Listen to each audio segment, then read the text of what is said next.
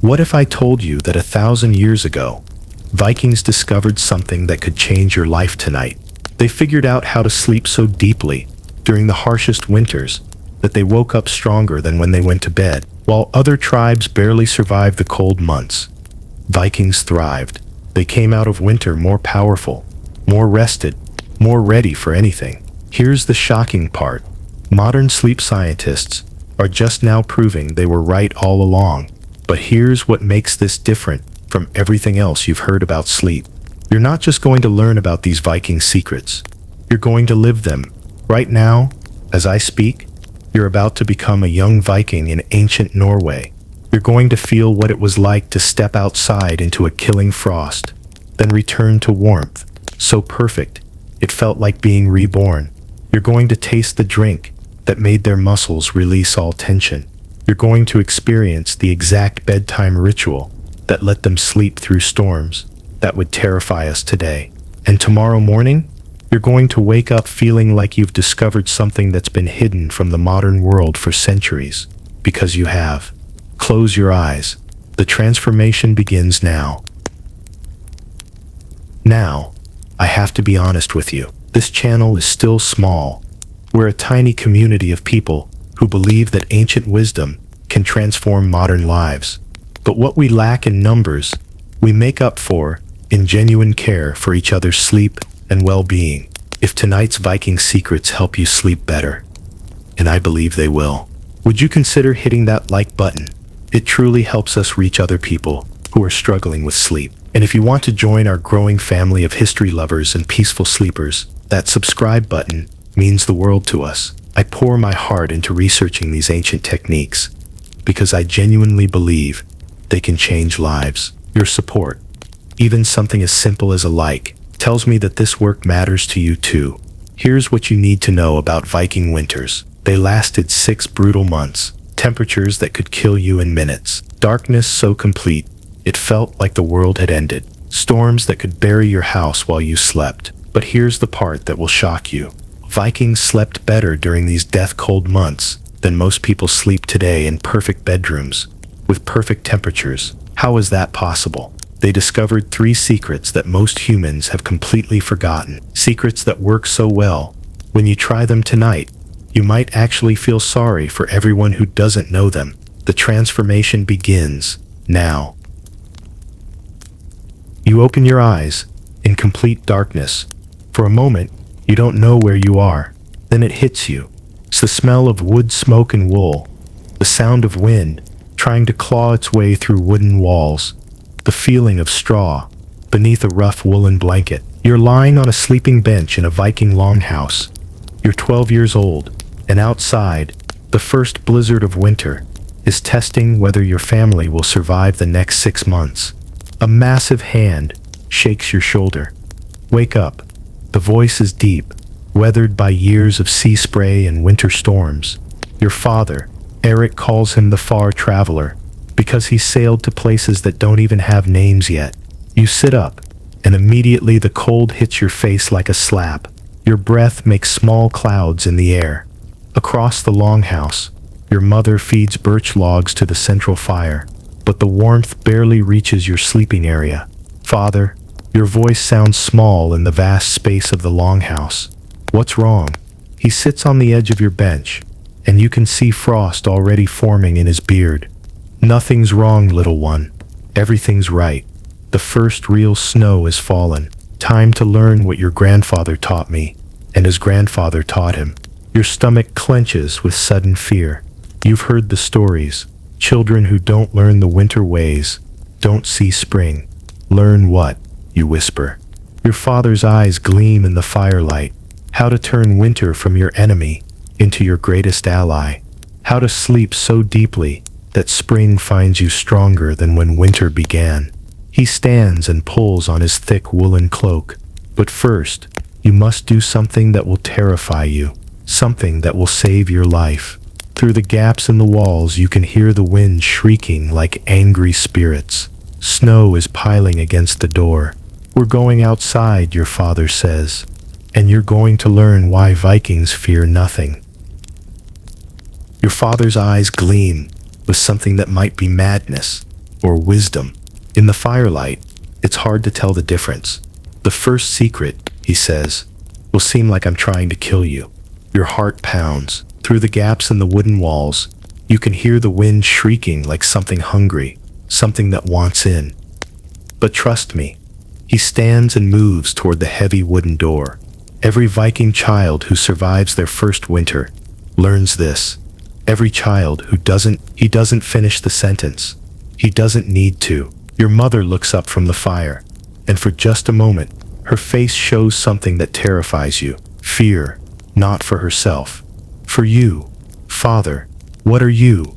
Take off your cloak, he commands suddenly. The words hit you like a physical blow. What? You heard me. His voice has changed. This isn't your gentle father anymore. This is a Viking warrior giving orders. Take off your cloak. Your hands shake as you reach for the woolen fabric. Outside, the storm sounds like it's trying to tear the longhouse apart, and your father wants you to remove the only thing keeping you warm. Now, he says, throwing open the door. Arctic air explodes into the room like a living creature. It hits your face so hard your eyes instantly water. Your breath is ripped away.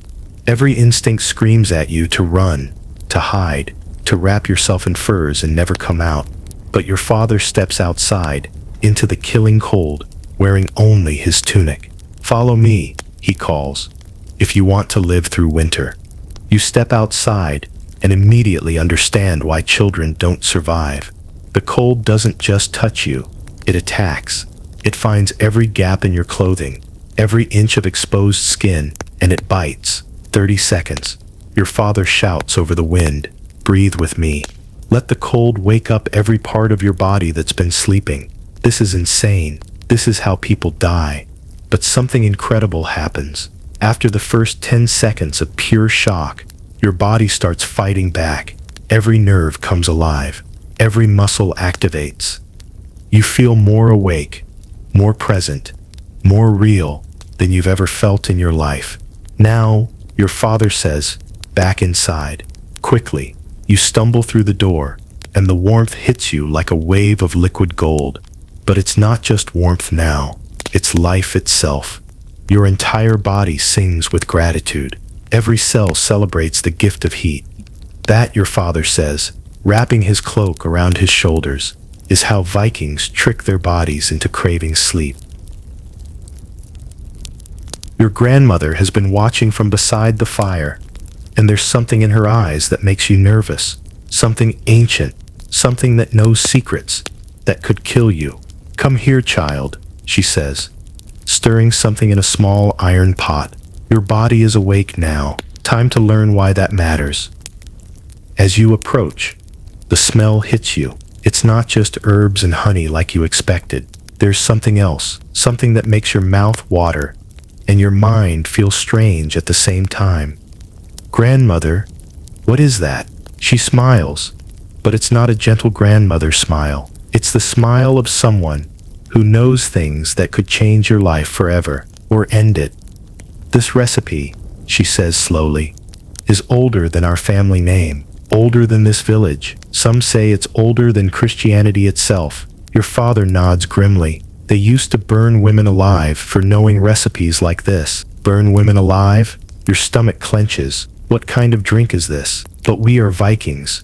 Your grandmother continues, ladling the liquid into a wooden cup. We keep the old knowledge alive, even when the world tries to kill us for it. She hands you the cup. It's warm, almost hot, and the steam rising from it carries scents you've never smelled before. Sweet, but also earthy. Familiar, but also completely foreign. What's in it?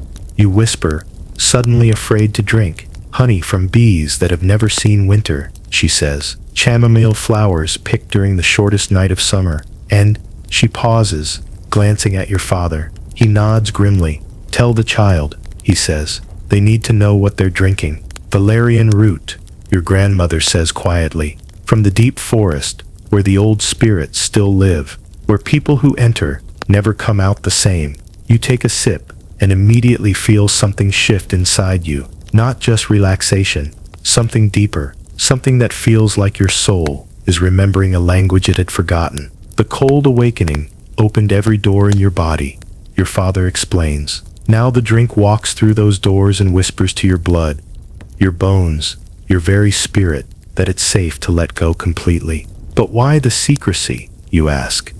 Feeling drowsy but also strangely powerful, your grandmother's eyes grow serious.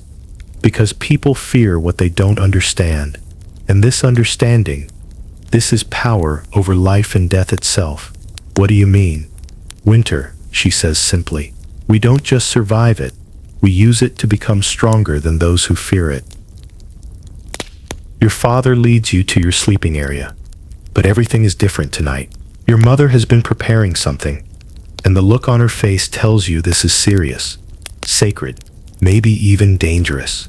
What you're about to learn, your father says quietly, is why other tribes whisper our name in fear.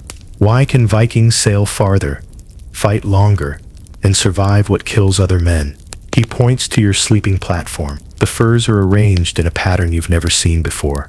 Complex, deliberate, almost like the runes carved into sacred stones. This is not just a bed, your mother says, her voice barely above a whisper. This is a sleeping ritual that reaches back to the first humans who survived ice ages, when others froze to death. Your grandmother approaches, carrying something wrapped in dark cloth. Every element has been chosen for reasons your mind may not understand, but your blood will remember. She unwraps the cloth, revealing small bundles of herbs. But these aren't the cooking herbs you know. These smell different, wild, powerful, almost alive. Lavender from the high mountains, where eagles nest and storms are born, she says, placing one bundle under your pillow. Pine needles from trees that have weathered 100 winters. And this, she holds up a small pouch that seems to pulse with its own energy. Moss from the deep caves, where bears go to dream through winter. It carries the memory of the deepest sleep possible,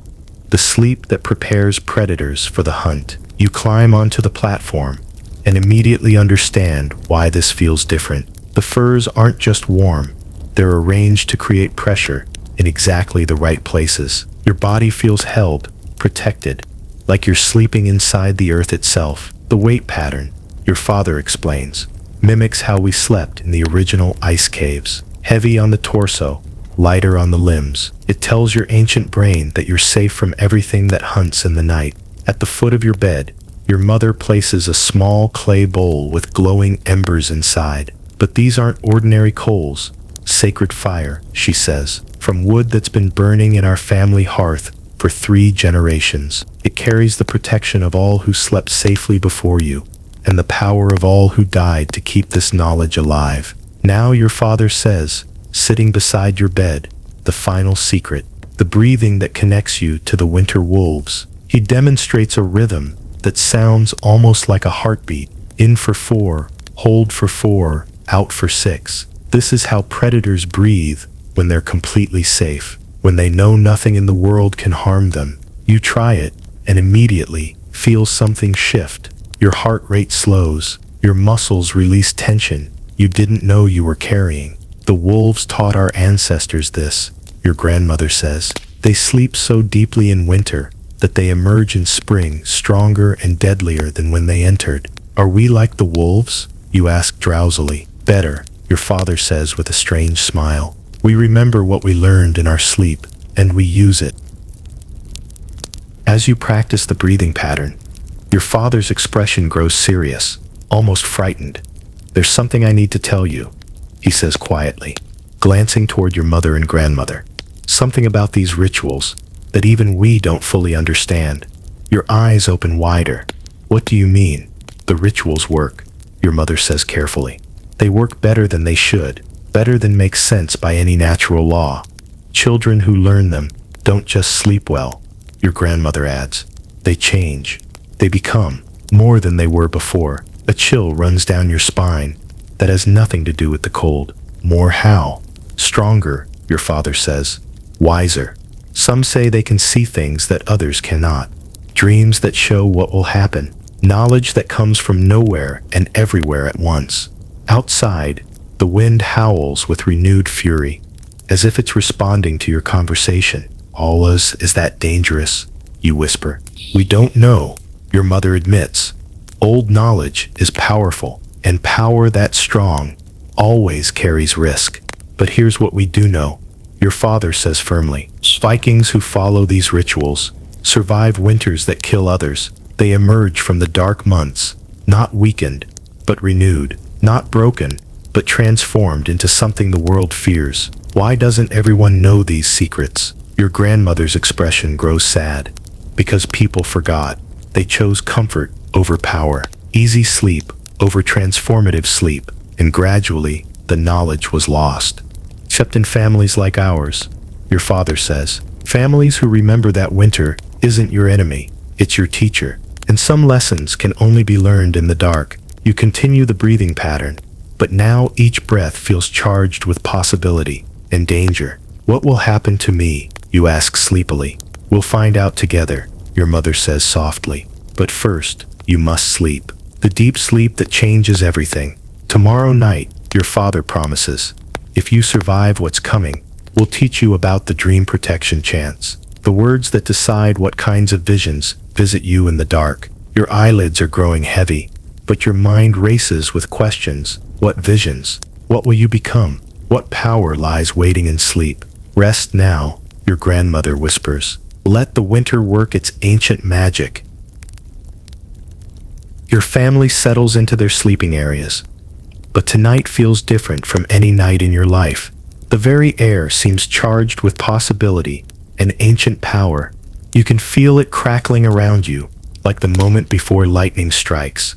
You're lying under the sacred fir arrangement, breathing in the pattern your father taught you, feeling the herbs work their mysterious influence. Your body still remembers the shock of the cold outside, making every inch of warmth feel like a precious gift. But there's something more happening now. Your skin tingles with an energy you've never felt before, as if the rituals have awakened something that was sleeping in your very cells. The longhouse feels different too.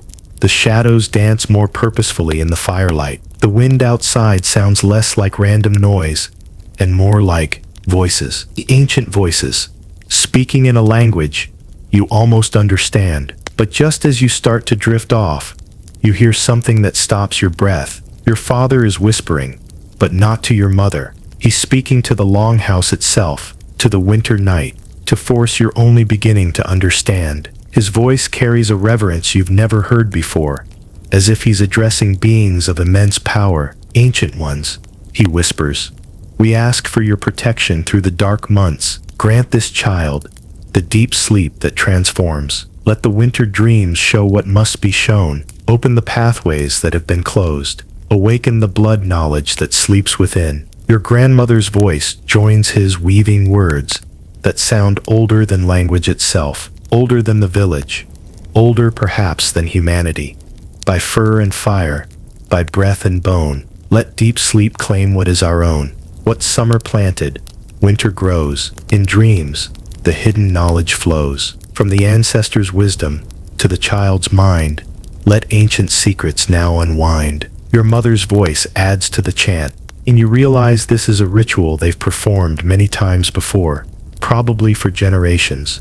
From cold awakening to sacred rest, let this child be truly blessed. In darkness deep, let power wake, for all our ancient bloodline's sake. What was forgotten, now remember, through winter's long and healing slumber. And finally, your father's voice, carrying a weight that makes the very walls seem to listen.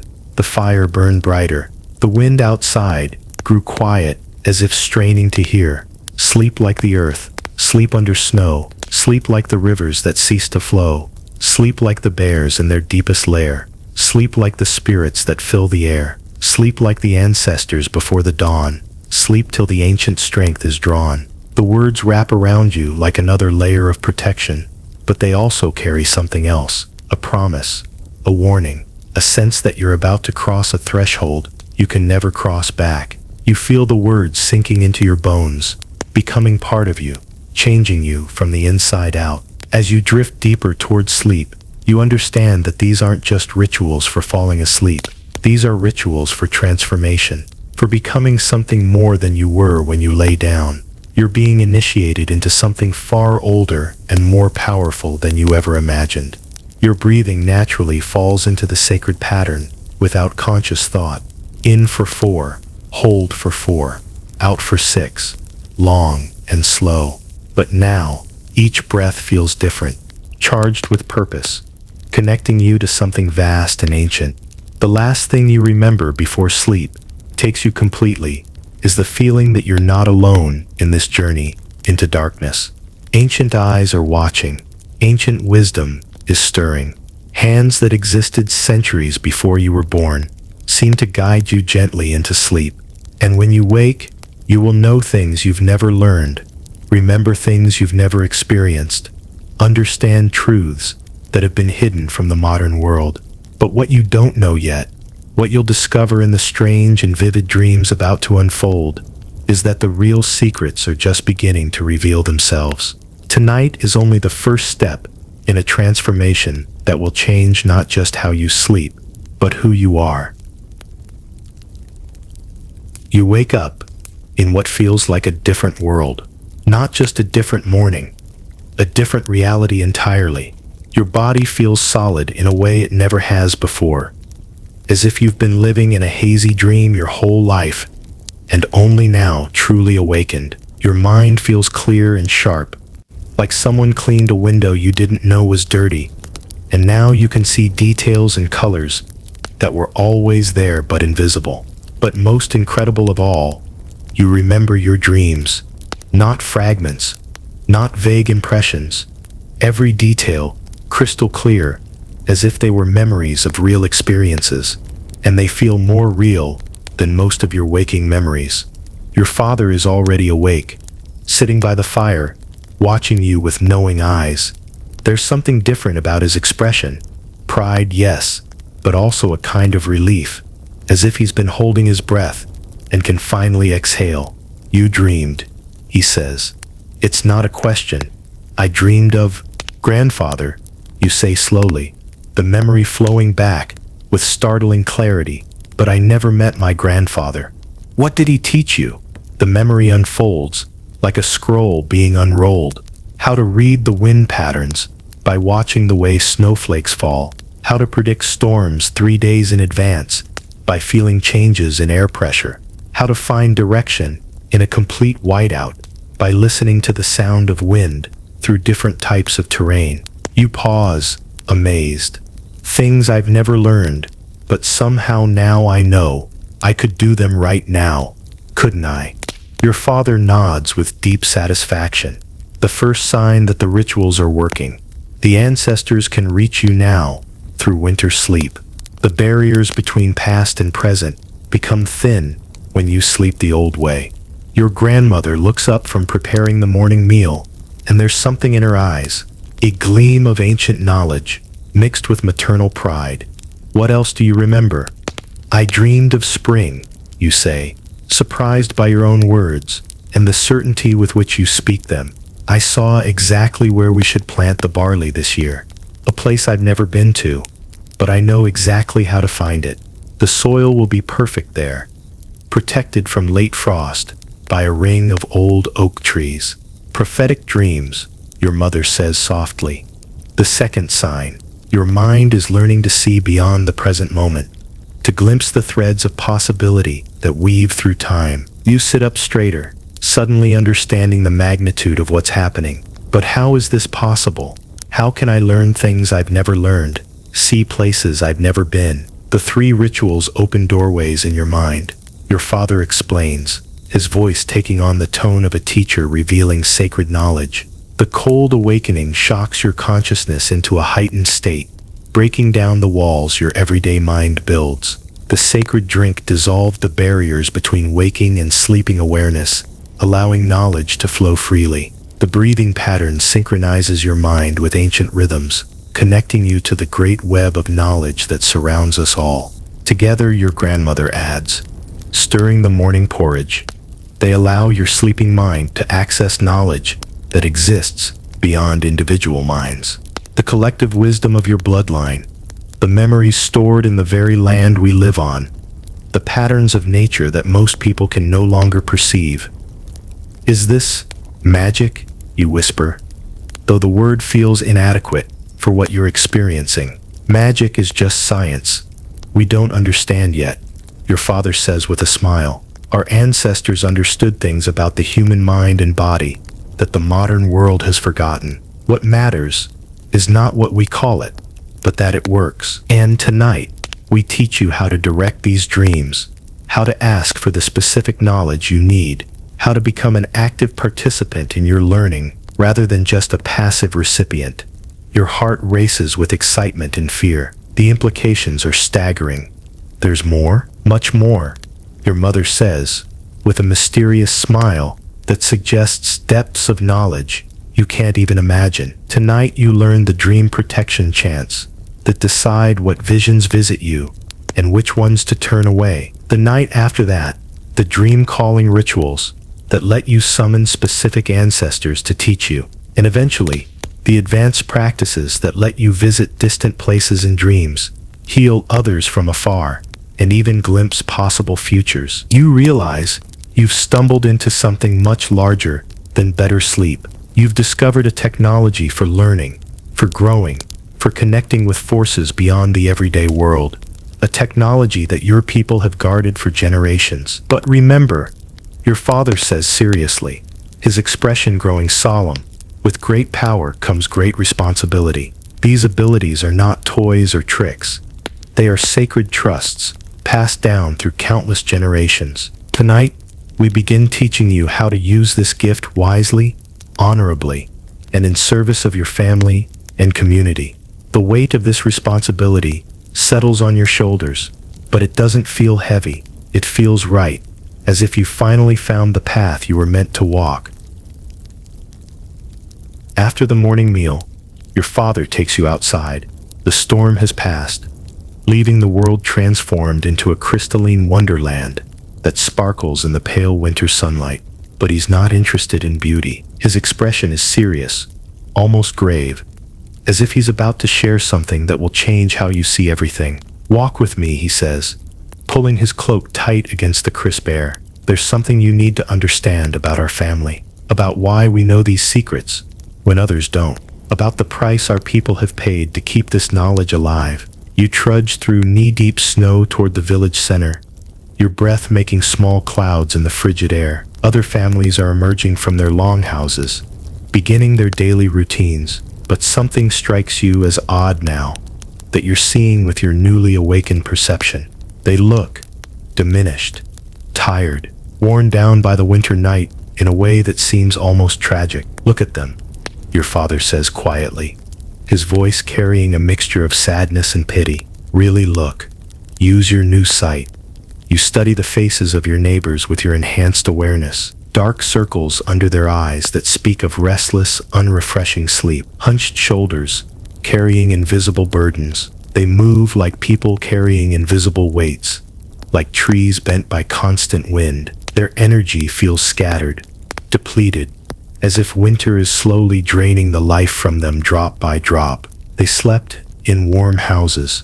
Your father continues, his voice heavy with knowledge. Comfortable beds, soft lives with no cold awakening, no sacred preparations, no connection to the ancient rhythms. And look at what winter is doing to them. Look how it's defeating them instead of strengthening them. They look sick, you realize. The observation hitting you like a physical blow, not just tired, actually sick. Not sick exactly, weakened. Winter is fighting them instead of strengthening them, because they don't know how to work with its power. They see winter as an enemy to be endured, rather than a teacher to be embraced. So winter becomes what they believe it to be, a force of depletion rather than renewal. You pass Eric the blacksmith, usually the strongest man in the village, capable of lifting iron that would challenge 3 normal men. Today he can barely lift his hammer, his movements slow and labored. His wife Astrid looks like she's aged years in the past month, her face drawn and pale, her eyes lacking their usual spark. But why don't you teach them, you ask, the question bursting out of you. If you know how to help them, why let them suffer? Your father's expression grows complicated, pain flickering across his weathered features. We tried. Generations ago, my great-grandfather's father was a man who believed knowledge should be shared freely. Some families listened, learned, and thrived. Others, he pauses, his jaw tightening. Others called it dark magic, dangerous, witchcraft. They said we were in league with evil spirits, that we were stealing strength from their children to make our own stronger. That's ridiculous, you protest. Is it? Your father asks quietly. Look around you. Our family thrives while theirs struggles. We grow stronger while they grow weaker. To someone who doesn't understand the true source of our strength, what conclusion would they draw? The implications hit you like a cold wind. What happened? They drove out families who practiced the old sleepways. Some were exiled to distant villages. Others, his voice grows dark. Others were killed, burned as witches, their children scattered to the winds, the knowledge nearly lost forever. This is shocking beyond anything you imagined. People were murdered for the knowledge that's making you stronger. How many? Dozens of families over the years, maybe hundreds, all for knowing how to sleep properly during winter, how to work with natural rhythms instead of fighting them. So we learned to be careful, your father continues, his voice carrying the weight of generations of caution. We share the knowledge only within families that can be trusted completely, only with children who show they can keep secrets, who understand the true value of what they're receiving. You reach the village well, where several families are gathered, drawing water for the day. They nod politely to your father, their faces showing the automatic respect given to those known to be wise and capable. But you notice something else now, a mix of respect and wariness in their eyes, as if they sense something different about your family, but can't quite name it. They know we're different, your father says quietly, noticing your observation. They see that our family thrives during winter, while theirs struggles. They notice that we never get sick, that we have energy when they're exhausted, that we seem to know things we shouldn't know. But they don't ask questions, because deep down, they're afraid of the answers. Afraid of what? Afraid that the old ways work better than the new ways. Afraid that comfort isn't the same as strength. Afraid that they've forgotten something important, something their own ancestors once knew. Afraid that the price of safety and conformity has been the loss of their birthright. As you walk back toward your longhouse, you feel the weight of this secret knowledge settling on your shoulders. It's not just about sleeping better. It's about preserving ancient wisdom that most people have abandoned out of fear, carrying the responsibility for knowledge that could transform lives, but must be guarded carefully. Will you teach me everything? You ask, understanding now that you're not just learning techniques, but becoming a guardian of threatened wisdom. Everything I know, your father promises solemnly, and everything your grandfather taught me that he learned from his grandfather, going back 20 generations or more. You must promise to use this knowledge wisely, to guard it carefully, and to pass it on only to those who will treasure and protect it. How do I know who to trust? By watching, by listening, by developing the same wisdom that's kept our family's knowledge alive for centuries, by remembering that strength shared wisely makes everyone stronger, but strength revealed foolishly can be dangerous for everyone. That night, as you prepare for the second ritual sleep, you carry with you not just excitement about the dream protection chance, but the sobering responsibility of being a keeper of ancient wisdom. You understand now that you're not just learning to sleep better, you're becoming part of an unbroken chain, stretching back through time, a guardian of knowledge that could change the world if the world were ready to receive it.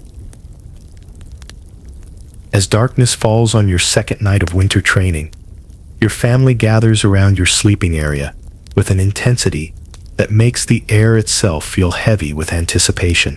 Tonight isn't just about sleep.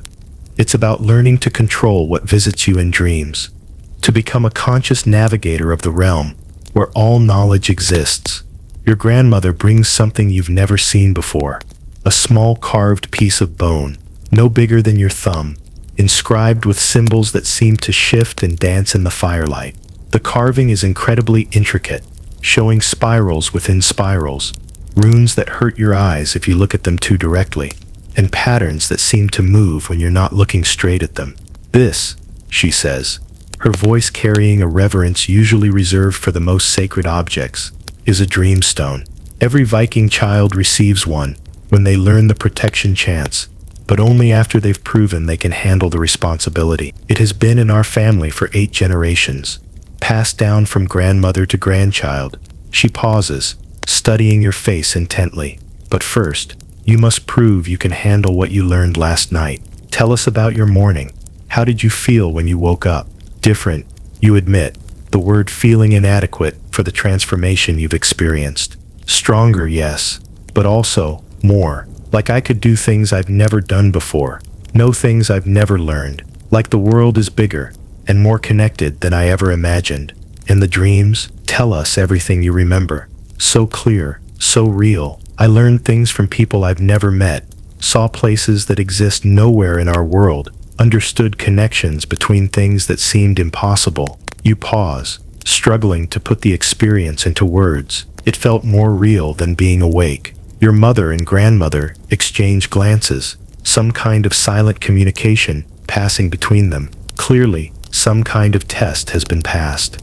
The protection chants, your grandmother begins, settling beside your sleeping area, are not just words spoken into the air. They are commands to your sleeping mind, instructions that shape the very fabric of your dream experiences. They decide what kinds of visions are welcome in your sleep, and what kinds must be turned away. She places the dreamstone in your palm, and immediately, you feel something remarkable. It's warm, as if it's been sitting by the fire, but there's something more, a subtle energy that seems to pulse in rhythm with your heartbeat, as if the stone itself is alive. This stone has absorbed the protective energy of every person who has held it, she explains. It carries the combined will of generations of your ancestors, all focused on one purpose, protecting the dreamer from harmful visions, while opening the pathways to beneficial ones. The first chant, she says, her voice taking on a ritual cadence, protects against nightmare visions, against dreams that weaken instead of strengthen, against the dark knowledge that can poison the mind instead of nourishing it. She teaches you words that feel older than language, syllables that seem to resonate in your bones. Dark dreams turn away, bright dreams come to stay. What serves my growth may enter, what harms my peace may not center. By stone and blood and ancient rite, guard my soul through winter night. As you repeat the words, holding the dreamstone against your chest, something remarkable happens. The air around your sleeping area seems to shimmer, like heat waves rising from summer ground, but cold instead of warm. You feel something shift in the space around you, as if an invisible barrier is forming. Again, your grandmother says, her eyes bright with approval. With more intention, feel the words taking root in your mind. You repeat the chant, and this time you feel something shift deep in your chest. A sense of protection settling around you, like invisible armor, like the embrace of countless ancestors who have spoken these same words. The second chant, your father says, his voice carrying the weight of generations, calls for teaching dreams, visions that show you what you need to learn, that bring knowledge from the vast libraries of ancestral memory, ancient wisdom, current need. Plant in my dreams the knowledge seed. Show me what will make me wise. When the morning sun does rise, from the well of memory deep, bring me truth while I sleep. 3 times you speak these words, and with each repetition, the dream stone grows warmer in your hand. The energy more intense. You can feel pathways opening in your mind, channels through which knowledge can flow. And the final chant, your mother says, her voice dropping to barely above a whisper, is for healing dreams. Sleep that repairs, not just your body, but your spirit, that mends what has been broken and strengthens what has been weakened. Healing sleep, restoring deep, fix what's broken while I sleep. Make me stronger through the night, fill me with renewed light. What the day has torn apart, let sleep heal both mind and heart. As you finish the third chant for the third time, you feel something you've never experienced before. A sense of complete safety that goes far beyond physical protection. It's as if you're surrounded by the loving presence of every ancestor who ever lived, all focused on ensuring your well-being. You feel protected, not just from bad dreams, but from any force in any realm that might wish you harm. Now your grandmother says, her voice filled with pride and satisfaction, place the dreamstone under your pillow and begin the breathing pattern. Tonight, you sleep not just as a Viking child, but as a guardian of ancient wisdom, protected by powers that have watched over your bloodline for countless generations. As you settle under the sacred firs and begin the rhythm of winter wolf breathing, you feel ready for whatever dreams may come. But more than that, you feel the weight and wonder of joining an unbroken tradition that stretches back through time, of becoming part of something far greater than yourself. The last thing you remember before sleep takes you is the feeling of the dreamstone pulsing gently beneath your pillow, like a second heartbeat, like a guardian angel, made of bone and intention and ancestral love.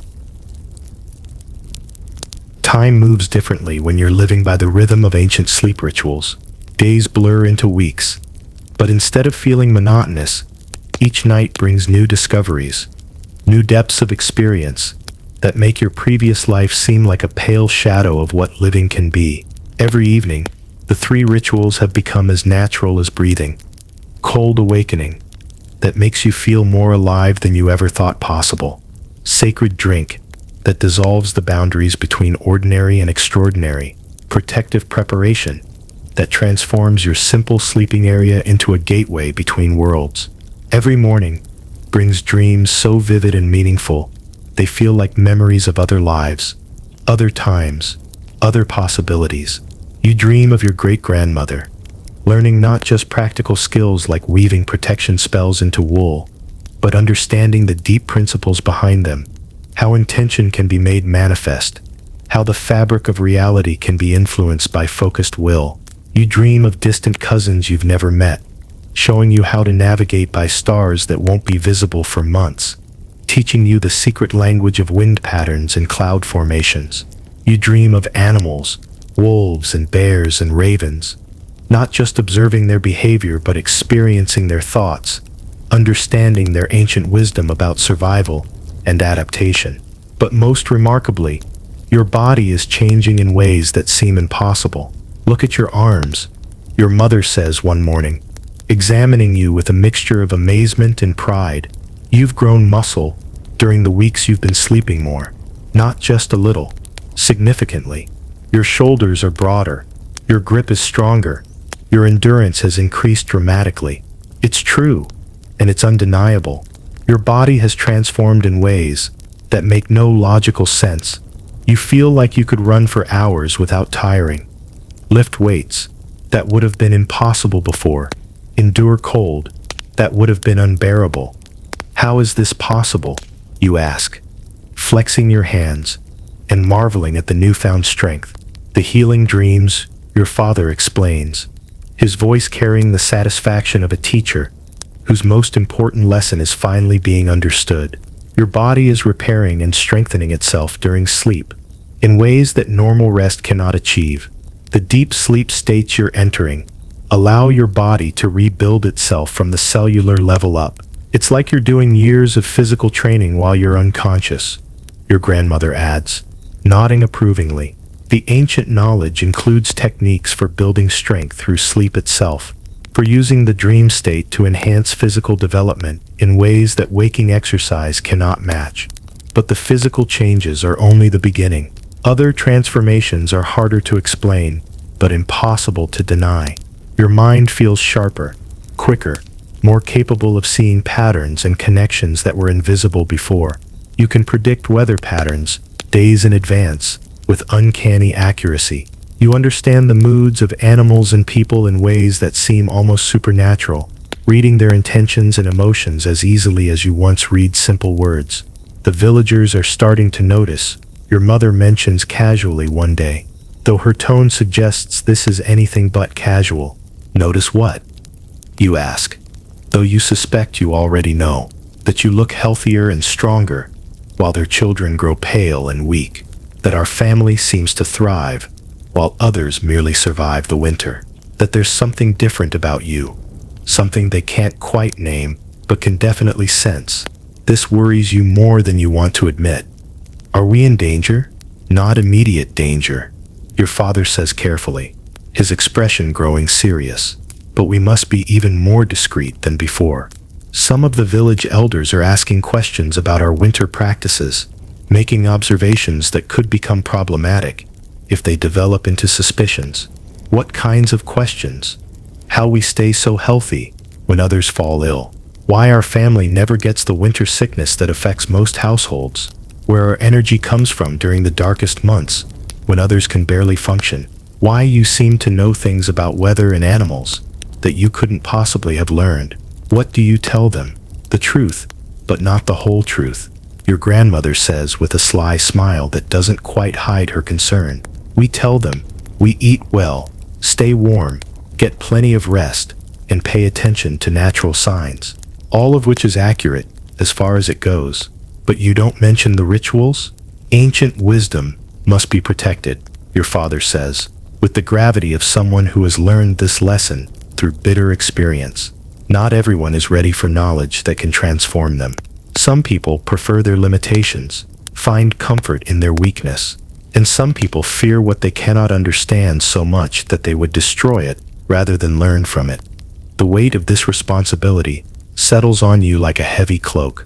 You're beginning to understand that what you're learning isn't just personal development. It's participation in an ancient struggle between knowledge and ignorance, between those who seek to grow and those who fear change. That night, as you settle into your now familiar ritual routine, you feel the full magnitude of what you've been entrusted with.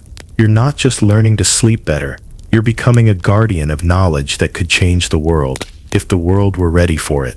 You're becoming part of an unbroken chain of wisdom keepers, carrying forward traditions that have survived persecution, hiding, and the constant threat of loss.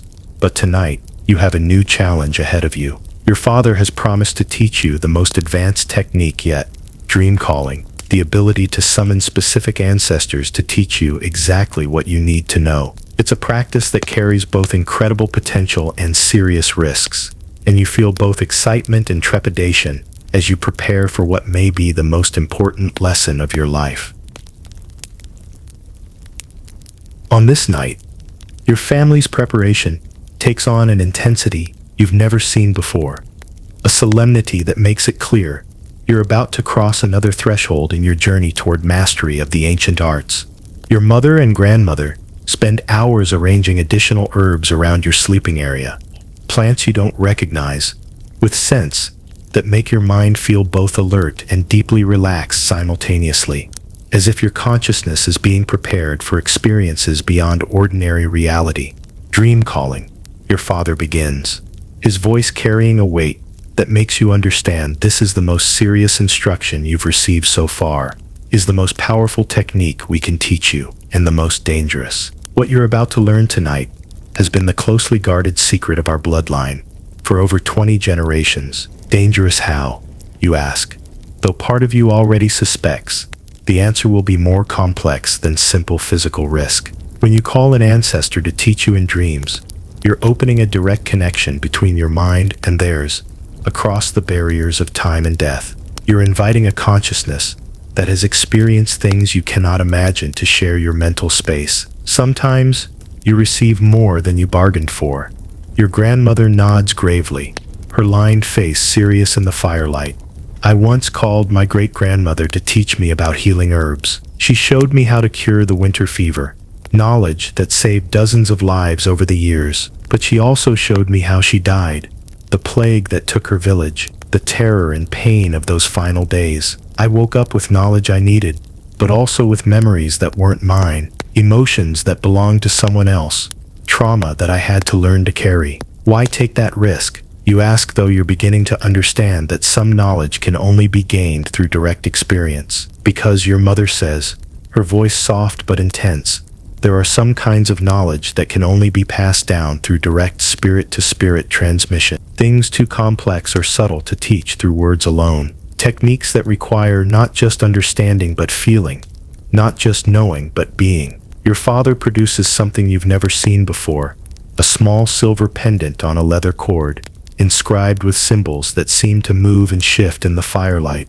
as if they were alive. The craftsmanship is extraordinary, far beyond anything you've seen in your village, and it radiates an energy that makes your skin tingle just from looking at it. This, he says with reverence, has been in our family for 12 generations. It was made by your ancestor Magnus the Farseer, a man who could speak with the dead as easily as you speak with the living. It helps focus the calling and provides protection if the connection becomes too intense. If the ancestor's memories threaten to overwhelm your own consciousness, he places it around your neck, and immediately you feel something profound. The pendant feels surprisingly heavy against your chest and warm, as if it carries the body heat of everyone who's worn it before you. But more than that, you sense the accumulated wisdom and protection of generations, as if you're being embraced by the loving concern of ancestors you've never met, but who know you intimately. Tonight, your grandmother says, her voice taking on the ritual cadence used for the most sacred teachings, will teach you to call your grandfather, my husband, your father's father. He died when your father was just a boy, but he was the greatest dream teacher our family has ever known. His ability to navigate the realm of dreams was legendary, even among families that practiced the old ways. What will he teach me, you ask, feeling both excitement and apprehension at the prospect of communicating with someone who died before you were born. We don't know, your father admits, and there's something both thrilling and terrifying about this uncertainty. That's what makes this both powerful and dangerous. He'll show you whatever he believes you most need to learn right now, whatever knowledge will serve your development best. It might be practical skills, spiritual wisdom, warnings about future challenges, or understanding about your own nature that you couldn't gain any other way. Your grandmother begins teaching you the calling chant, words that feel ancient and powerful, syllables that seem to resonate not just in your voice, but in your very bones.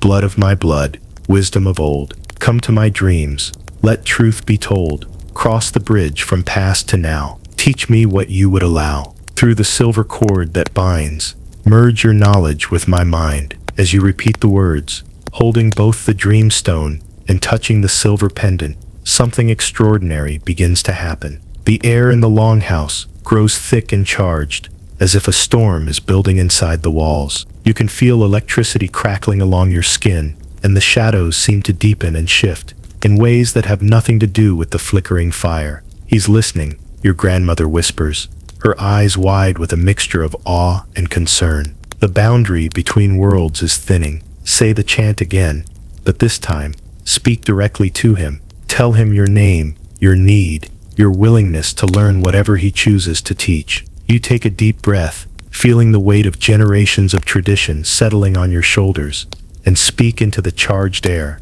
Grandfather, I am your grandchild, learning the ancient ways that you mastered in life. I call to you across the bridge of dreams, across the barrier between life and death. I am ready to receive whatever wisdom you choose to share. Teach me what I need to know to carry our family's knowledge forward, to honor the traditions you protected, to become worthy of the trust placed in me. For a moment, nothing happens, and you wonder if you've done something wrong.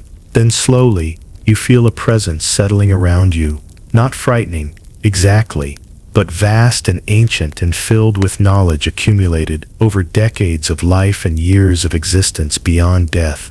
The air grows even thicker, and you sense that the very fabric of reality has become permeable, allowing communication across boundaries that normally cannot be crossed. He's here, your mother says softly, her voice filled with reverence and wonder. I can feel his presence as clearly as if he were standing in this room. Now sleep, and let him teach you whatever he believes you need to know. As you settle into the familiar breathing pattern, you feel yourself slipping, not just into sleep, but into connection with something much larger than yourself, something that spans generations and transcends the normal boundaries of individual consciousness. You're about to receive knowledge that has been waiting for you since before you were born, wisdom that will change not just how you understand the world, but how you understand yourself.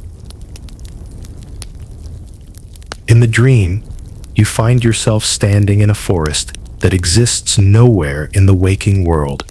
The trees are massive, ancient beyond measure, their trunks wide enough to hollow out into houses, their branches reaching up into a star-filled sky that pulses with aurora light in colors you've never seen before.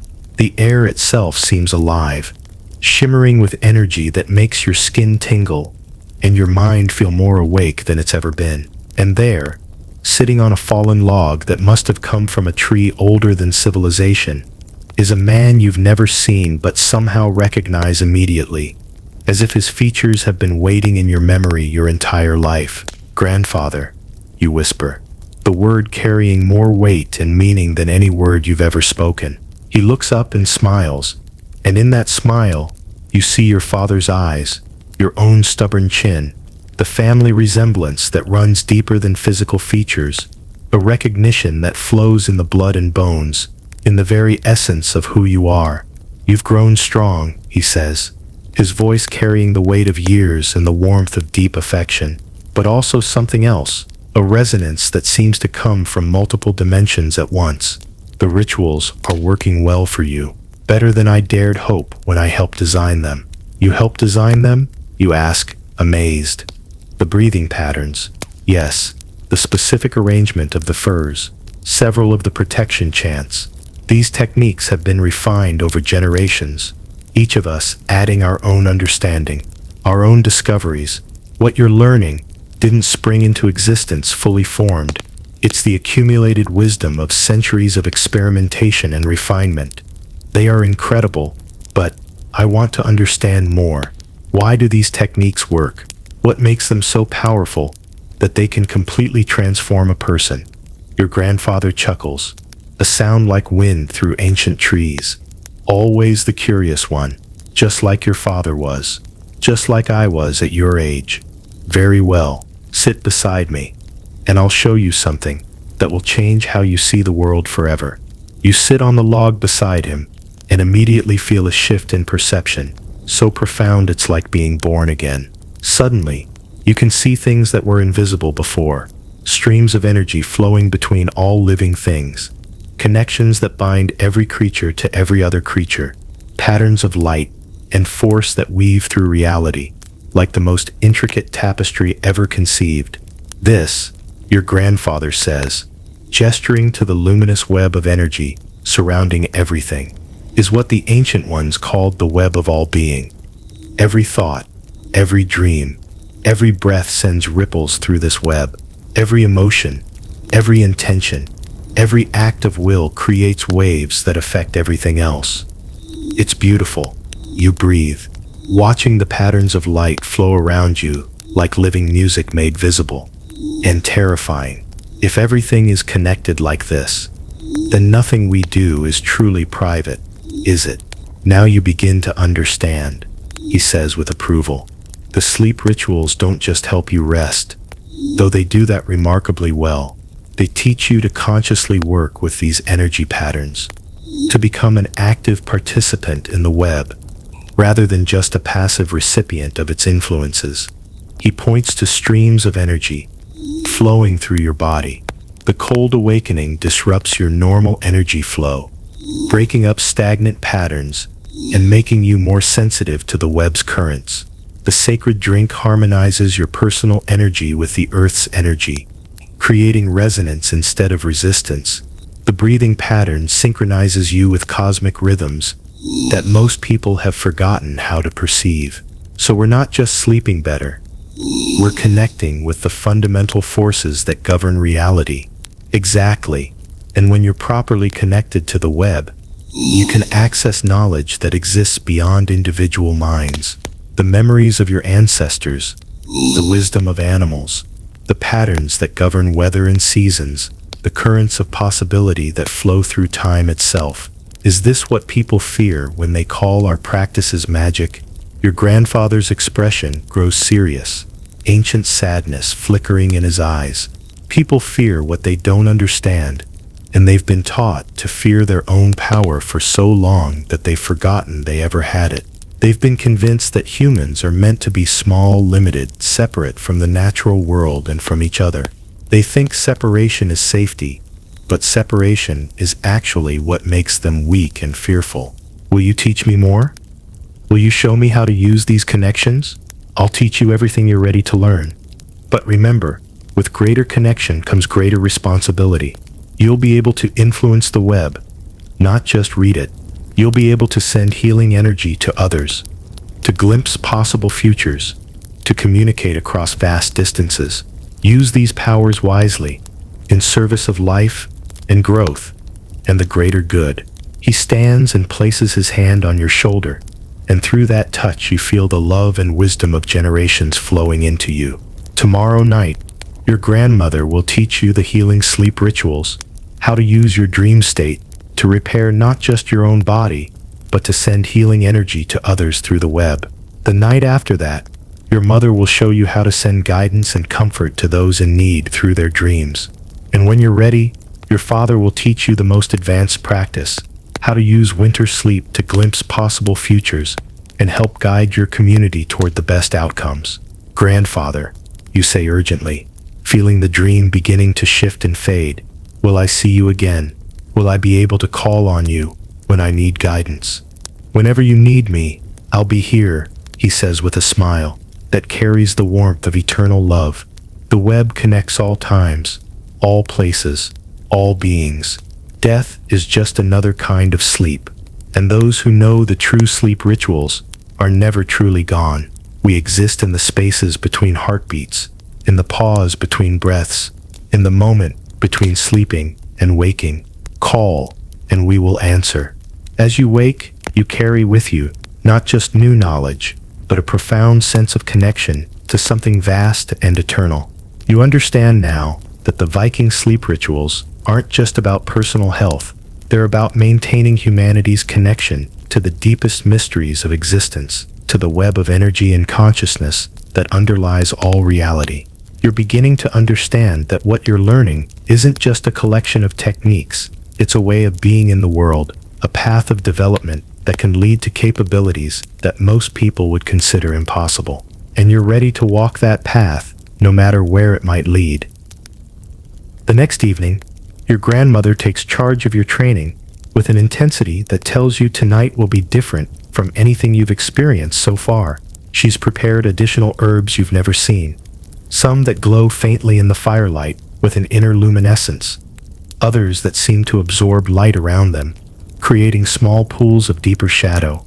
The scents rising from these mysterious plants make your mind feel both alert and deeply relaxed simultaneously, as if your consciousness is being prepared for experiences that exist beyond ordinary reality. Tonight, she says, her voice carrying the gravity of someone about to reveal profound secrets. We move beyond simple rest and enter the realm of true healing sleep. Sleep that can repair injuries that should take months to heal, cure illnesses that have no known remedy, and even slow the aging process itself. Is that really possible? You ask, though. After everything you've experienced, you're prepared to believe almost anything. Your body already heals during normal sleep, she explains, settling beside your sleeping area with her collection of mysterious implements. But healing sleep is different. It's conscious collaboration between your mind and your body's natural repair systems, enhanced by connection to the healing energies that flow through the web of all being. She shows you a small vial of oil that catches the firelight like liquid amber, swirling with colors that seem to shift and change as you watch. This is made from tree sap that's been struck by lightning, sap that has absorbed the sky's own healing energy. It's mixed with herbs that grow only in places where the aurora touches the earth, where the boundary between sky and ground becomes permeable. What does it do? It helps your conscious mind communicate directly with your body's healing intelligence, breaking down the barriers that normally exist between thought and cellular repair. It allows your will to directly influence your body's restoration processes. She places a single drop on your forehead, and immediately you feel a warmth spreading through your skull, down your neck, radiating through your entire body like liquid sunlight. But it's more than warmth. It's as if every cell in your body is suddenly more awake, more aware, more capable of responding to conscious direction. The preparation tonight is more complex than anything we've done before, she continues, beginning to arrange the furs in a pattern you've never seen, spiraling rather than layered, creating a subtle sense of energy moving in circles around your body. Every element must be precisely positioned to create the right flow of healing energy. Why spiraling, you ask, watching as she creates an intricate pattern that seems to pull energy from the air itself. Because healing energy moves in spirals, not straight lines. Look at your own body. Your blood spirals through your veins. Your dreams spiral through your consciousness. Even your hair grows in spirals. Time itself moves in spirals. Past, present, and future are all connected in an eternal dance. As she works, you notice that the herbs she places around you tonight smell different from any you've encountered. Not just relaxing, but activating in a way that makes your entire nervous system feel more alive. You feel more awake and more sleepy at the same time, as if your consciousness is expanding while your body prepares for the deepest possible rest. The breathing pattern for healing sleep is different as well, she teaches, settling into the instructor's position you've come to recognize. Instead of the 4-4-6 pattern that creates general deep sleep, tonight you'll breathe in spirals, in for 3 counts, hold for 6, out for 9, pause for 3. This matches the spiral rhythm of cellular repair, the natural pattern your body follows when it's healing optimally. As you practice the new breathing pattern, something remarkable happens. You become aware of your body from the inside in a way you've never experienced, feeling your heart beating, your blood flowing, your cells working to repair and strengthen themselves. It's as if you've gained a new sense, an ability to perceive the internal workings of your own biological systems. Now, your grandmother says, her voice taking on the ritual cadence used for the most sacred teachings, the healing chant. This tells your body what to focus on repairing tonight, directing the flow of healing energy to where it's needed most. She teaches you words that feel more like sounds than language, syllables that seem to resonate in your bones and blood. Spiral breath, spiral healing, body wisdom now revealing, fix what's broken, strengthen weak, give me all the health I seek. From the web of life, draw power, heal me in this sacred hour. But then she adds something that takes your breath away. Tonight, you'll practice healing someone else. Someone else, the implications hit you like a physical blow. If you can heal others from a distance, then the reach of these techniques extends far beyond personal benefit. Your cousin Eric, you remember, the blacksmith's son? He's been coughing for weeks, growing weaker by the day. His family doesn't know the healing sleep rituals, but you can send healing energy to him through the web your grandfather showed you. This is overwhelming. The responsibility feels immense. How can I possibly heal someone who isn't even here? As you enter healing sleep, hold his image clearly in your mind. Feel your connection to him through the web of being. Then send spiraling streams of golden healing energy from your heart to his, trusting that the web will carry your intention across any distance. Does this really work? You ask, though you already know the answer from the confidence in her voice. Your grandmother's eyes gleam with ancient knowledge and hard-won experience. How do you think our family has survived so many harsh winters when others perish? How do you think we've maintained our health and strength when disease sweeps through the village? We don't just heal ourselves. We help heal our community, quietly, through dream work that no one suspects. Is this why the villagers respect but fear us? Perhaps, or perhaps they sense that we're working with forces they've forgotten how to understand, tapping into power that they've been taught doesn't exist. They feel the effects of our work without understanding the source. As you settle into the spiral fur arrangement and begin the healing breath pattern, you feel yourself entering a state of consciousness you've never experienced before, deeply asleep, but also actively aware, your mind and body working together with an intelligence that feels both ancient and timeless. You're about to discover that healing sleep isn't just about rest. It's about becoming a conscious participant in the fundamental life force that sustains all existence.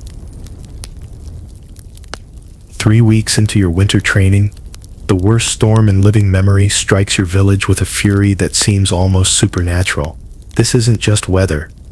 It's as if winter itself has awakened in anger, testing everything and everyone with winds that howl like the voices of angry spirits and snow that drives horizontally with the force of thrown spears. The wind doesn't just blow, it screams, rattling every wooden beam in the longhouse with such violence that you expect the entire structure to collapse at any moment. Snow piles against the walls with incredible speed, forming drifts so high they threaten to bury the building entirely. The very air seems to shake with the storm's power.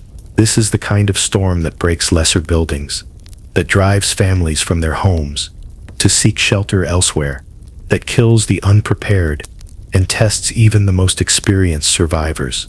But your family settles in for what your father calls the ultimate sleep test. Tonight, he says, as the wind tries to tear the roof away, his voice barely audible over the roar, we discover whether the rituals work when winter shows its absolute worst. This is the test that separates those who merely practice the techniques from those who truly understand their power. The cold awakening is different tonight, more intense and dangerous than anything you've experienced. Instead of stepping outside into normal winter air, your father opens the door just wide enough for the Arctic wind to blast in with the force of a living thing. The cold that hits you is beyond anything you've experienced. So intense, it's like being slapped by winter itself. So sharp it seems to cut through your skin to the bone. 30 seconds, he shouts over the roar, his own face already reddening from the assault. Let the storm wake every part of you. Let it teach you that you can survive anything winter can throw at you. The wind cuts through your clothing like knives made of ice. Your exposed skin burns with cold, so intense it borders on pain. Every nerve in your body screams in shock and protest. But underneath the shock, you feel something else. A wild, fierce awakeness that makes you feel more alive than you've ever felt. As if the storm is stripping away everything soft and weak and leaving only your essential strength. Now you understand, your father says, as he forces the door closed against the wind's fury. Why Vikings fear nothing in this world.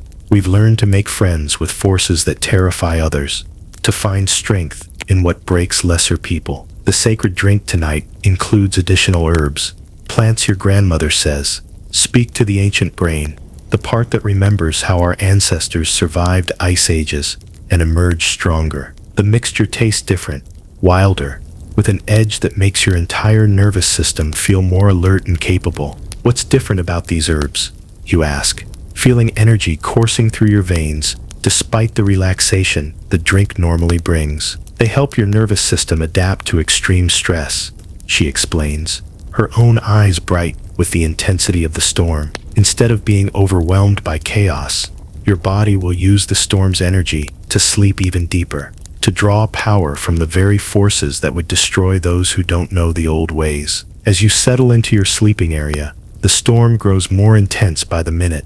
The longhouse rocks and creaks ominously. Snow finds its way through gaps in the walls that have never leaked the pour. The fire struggles against downdrafts from the chimney, and you have to constantly tend it to keep it from going out entirely. But something remarkable happens when you begin the breathing pattern. Instead of being frightened by the storm's violence, you feel synchronized with it. Your breath matches the rhythm of the wind's howling. Your heartbeat echoes the thunder of snow and ice against the walls. You feel yourself becoming part of the storm rather than its victim. This is the secret, your mother says, settling into her own sleeping area with remarkable calm that our ancestors discovered during the worst winters in human memory. Vikings don't survive storms by hiding from them. We survive by becoming part of them, by learning to dance with forces that would crush those who resist. The protection chants tonight feel more powerful than ever, charged with the storm's own energy. Storm winds blow, but I am safe. In this cocoon of ancient faith, what rages outside makes me strong. In winter's arms, I belong. Power of the storm I claim. Make me strong through wind and rain. As you sink into sleep, you feel held not just by the furs and rituals, but by the storm itself. The wind that seemed threatening now sounds like a lullaby sung by forces older than civilization. The cold that seemed deadly now feels like nature's way of pushing you deeper into restorative rest. You sleep through the night more deeply than ever before, and when you wake, the storm has passed, leaving the world transformed and your body feeling stronger than iron, as if you've absorbed some of winter's own power and made it your own. As the story of your Viking winter draws to a close, something strange and wonderful begins to happen. The longhouse around you starts to feel less solid, more like a memory preserved in amber, beautiful and perfect, but belonging to another time. You're still lying under the heavy furs, still holding the dreamstone that has become as familiar as your own heartbeat, still breathing in the slow pattern your father taught you. But gradually, like awakening from the most vivid dream imaginable, you become aware that you're also lying in your own bed, in your own time, in your own world. The wisdom you've learned, though, that remains completely real, more solid and present than anything else in your experience. You understand now with crystal clarity why you've always slept poorly during winter months. Your body was trying to follow ancient rhythms encoded in your very DNA, but you didn't know how to help it, didn't know the rituals that would unlock your genetic inheritance of perfect winter sleep. You understand why a cold room has always made you sleep better than a warm one, why heavy blankets have always felt more comforting than light ones, why herbal tea before bed has always worked better than you ever realized. These weren't random preferences. They were your body's way of reaching toward forgotten knowledge, trying to recreate conditions it remembered from a time before memory. Your body remembers these rituals at a cellular level, even though your conscious mind had forgotten them completely. The knowledge was always there, waiting for the right key to unlock it. The 3 Viking sleep rituals aren't just history. They're instructions your DNA has been carrying for thousands of years, waiting for you to rediscover them. Cold awakening. Your body needs the contrast between cold and warm to truly appreciate rest, to activate ancient survival mechanisms that make sleep deeper and more restorative. Warm drink. Your nervous system craves the signal that it's safe to release tension completely, that the day's vigilance can end and true restoration can begin. Sacred preparation. Your mind needs ritual and intention to shift into deep sleep mode, to move from the scattered awareness of daily life into the focused consciousness that allows true healing. And the breathing pattern, in for 4 heartbeats, hold for 4, out for 6. That's not just a Viking technique. That's how human beings are designed to breathe when shifting from wakefulness to sleep. The rhythm that signals to every system in your body that it's time for the deepest rest. As you lie there in the space between your Viking journey and your modern reality, you realize that the sleep stone is still in your hand, not a physical object now, but something you can summon whenever you need it, an invisible talisman of protection and peace that you created during your time with your Viking family. The chants, too, are yours now, written into your consciousness as permanently as if they were carved in stone. Simple words that tell your unconscious mind what kind of sleep you want, what kind of dreams to invite, what kind of rest will serve you best. You've learned something that will change every winter night for the rest of your life. But more than that, you've discovered a way of being in the world that honors both ancient wisdom and modern understanding, that bridges the gap between what humanity once knew and what it's trying to remember. Now, lying in your own bed with new eyes and ancient understanding, you can see exactly how to transform your modern bedroom into a Viking sleep sanctuary, how to adapt thousand-year-old wisdom to 21st century life. The cold awakening doesn't require a snowstorm or a dangerous journey into Arctic wind. The principle is about contrast, about waking your entire nervous system so that warmth becomes a gift rather than an assumption. Opening your window for a minute before bed, stepping onto a cold floor in bare feet, or washing your face with cold water. Any of these will wake up your body enough to make the coming warmth feel like a blessing. But here's what makes this even more powerful in modern times. You can use your shower to create the perfect cold awakening. Start with comfortably hot water, then gradually turn it cooler, ending with 30 seconds of water, cold enough to make you gasp. This gives you the same contrast effect that stepping into a blizzard gave your Viking ancestors, but safely and controllably. The warm drink doesn't need to be the exact herbs your Viking grandmother used, gathered from wild places and prepared according to ancient formulas. The principle is about signaling safety to your nervous system, about creating a ritual that tells your body the day's vigilance is over. Any warm, non-caffeinated beverage with a touch of honey will work. Chamomile tea with honey, warm milk with a spoonful of honey, or even just warm water sweetened with honey. But here's the key. Your Viking family taught you. It must be warm enough to heat your hands through the cup, just like in the longhouse. And you must sip it slowly, mindfully, as a ritual, rather than just consuming a beverage. This isn't about the specific ingredients. It's about the intention, the mindfulness, the signal you're sending to your entire being that it's time to shift from the active energy of day to the receptive energy of night. The sacred preparation can happen in any bedroom, but it requires the same attention to detail and intention that your Viking mother brought to arranging your sleeping furs. Heavy blankets create the mountain effect, your body feeling held and protected rather than just covered. A small lamp that you can dim gradually replaces the ember light, providing just enough illumination to keep complete darkness at bay without being bright enough to stimulate wakefulness. A few drops of lavender oil on your pillow substitute for the herbs placed underneath it, but the principle remains the same, surrounding yourself with scents that signal peace and safety to your ancient brain. But most importantly, you need to arrange everything with conscious intention. This isn't just going to bed. This is creating a sacred space for transformation and healing, a sanctuary where your deepest restoration can take place. The breathing pattern works exactly the same, whether you're in a Viking longhouse or a modern bedroom. In for 4 heartbeats, hold for 4 heartbeats, out for 6 heartbeats, long and slow. Your body will respond to this rhythm because it's encoded in your genetic memory, because it matches the natural patterns of deep rest that humans have followed for millennia. The protection chants need only small adjustments for modern life, but their power remains unchanged. Bad dreams stay outside, good dreams come inside. Sleep protects me through the night. Wake me with the morning light. Winter sleep, healing sleep. Make my rest both long and deep. Fix what's broken, heal what's sore. Make me stronger than before.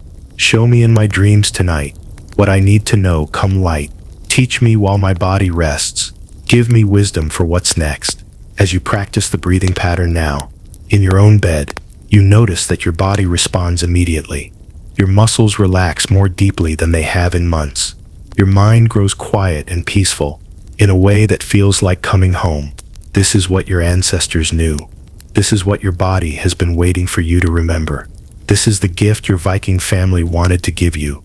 Not just better sleep, but a way of living that honors the wisdom of the past, while embracing the possibilities of the future. Now, as you settle deeper into your bed, continuing the ancient breathing pattern that connects you to thousands of years of human wisdom, you feel your body naturally shifting into the rhythm of deep winter sleep. The room around you grows quieter, not just from the absence of sound, but from a deeper settling, as if reality itself is preparing for your rest. Your breathing becomes slower and more natural with each cycle.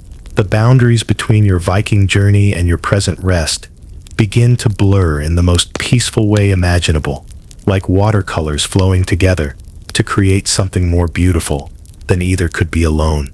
You're not just going to sleep now, you're entering the state of winter healing that Vikings understood so well, the deep restoration that turns the dark months from a time of endurance into a time of renewal. Feel your body getting heavier with each breath, not with tiredness, but with the pleasant weight of deep relaxation.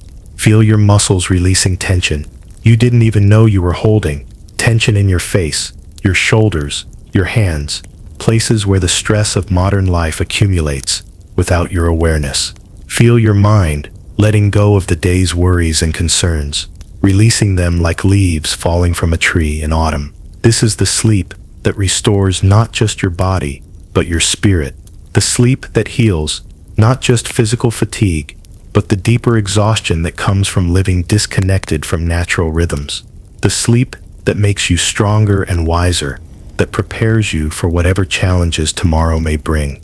Your body knows how to do this. It's been waiting your entire life for you to give it permission, to create the right conditions, to follow the ancient patterns that work with your natural rhythms, instead of against them. Every cell in your body is sighing with relief as you finally give it what it has always needed. In for 4 heartbeats, hold for 4, out for 6, long and slow. With each breath, you sink deeper into the kind of rest that your ancestors valued above almost everything else. The kind of rest that prepared them for voyages across unknown seas, for battles against impossible odds, for the long work of building civilizations that would last for centuries. The kind of rest that made them legends. You might dream tonight, deep, meaningful dreams that teach you something you need to know about yourself or your life. Dreams that connect you to the ancient wisdom of your bloodline, that show you solutions to problems you've been struggling with, that give you insights into your true nature and potential. Or you might simply rest so completely that you wake up feeling like a different person, stronger, calmer, more centered, more ready for whatever comes next. Either way, you're now sleeping like a true Viking, working with winter instead of fighting it, using darkness as a tool for healing rather than something to endure. Your sleep stone, that invisible talisman of protection and peace, glows softly beside you in the realm of dreams. The ancient chants wrap around you like the warmest furs. The wisdom of 1,000 winter nights settles into your bones like a blessing from ancestors you're finally ready to receive. This is how humans are meant to sleep during the dark months, deeply, peacefully, restoringly, with complete trust in the process of renewal that winter makes possible. This is the gift your Viking family gave you, the gift you can use every winter night for the rest of your life, the gift that transforms winter from an enemy into an ally, darkness from a burden into a blessing. As sleep takes you deeper than you've ever gone before, you find yourself in a place that exists between dreams and memory, between the world you know and the world that exists in the space between heartbeats. You're walking through a snowy forest, but you're not cold. You're wearing the warm furs from your Viking life, and each step feels completely natural, as if you've walked this path 1,000 times before. The snow beneath your feet doesn't crunch. It whispers, telling stories in a language older than words. The trees around you are ancient and wise, their branches heavy with snow but standing strong and patient, waiting for spring with the confidence of those who have seen countless seasons pass. Like you, they know that winter is not something to survive. It's something to use, something that makes the eventual warmth more precious, growth more meaningful, life more abundant. You can hear your Viking father's voice on the wind, carried on air that smells of pine and wood smoke, and the clean emptiness of fresh snow. Sleep is the gift winter gives to make you ready for summer. Rest is not the absence of activity, it's the presence of restoration. You can hear your grandmother's voice in the whisper of falling snow, each flake carrying a word of ancient wisdom. Deep rest heals what daylight cannot reach. In the darkness, we remember who we really are. You can hear your mother's voice in the silence between snowflakes, in the pauses between your own heartbeats. Trust your body to know what it needs. Trust the wisdom that flows in your blood. This dream forest feels more real than any ordinary dream, more solid than most waking experiences. Each tree you pass seems to nod in recognition, acknowledging you as family, as someone who has remembered the old ways. Each snowflake that touches your face feels like a tiny blessing from forces older than civilization. You understand now that this forest exists in every person who learns to sleep properly during winter. Though most people never find their way here, it's the place where healing happens on the deepest levels, where wisdom grows during the dark months, like seeds sprouting in rich soil, where your body repairs itself and your mind processes the lessons of the year, integrating experiences and preparing for whatever comes next. You sit down against a massive pine tree, its trunk so wide you can't see around it. The bark is warm against your back, even though snow covers its branches and blankets the ground. This is what proper winter sleep feels like, the perfect balance of coolness and warmth, of rest and renewal, of surrender and strength. As you rest against the ancient tree, You feel years of poor sleep melting away from your body, like snow in spring sunlight. Years of fighting winter instead of embracing it, of seeing the dark months as something to endure, rather than a time of deep restoration. Years of anxiety about sleep, about rest, about your body's ability to heal and renew itself. Your breathing continues in the ancient pattern your Viking father taught you. In for 4, hold for 4, out for 6, long and slow. But now it's not just your breathing, it's the breathing of the forest itself, the rhythm of snow falling, the heartbeat of winter, as it does its slow, patient work of renewal. You might stay in this dream forest all night, learning its secrets and letting it heal you.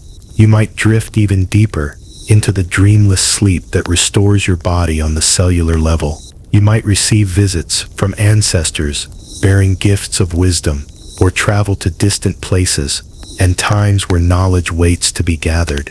Either way, you're safe here, protected by the wisdom of centuries, cradled by the kind of rest that makes spring possible, held in the loving embrace of forces that have been working for your well-being since long before you were born.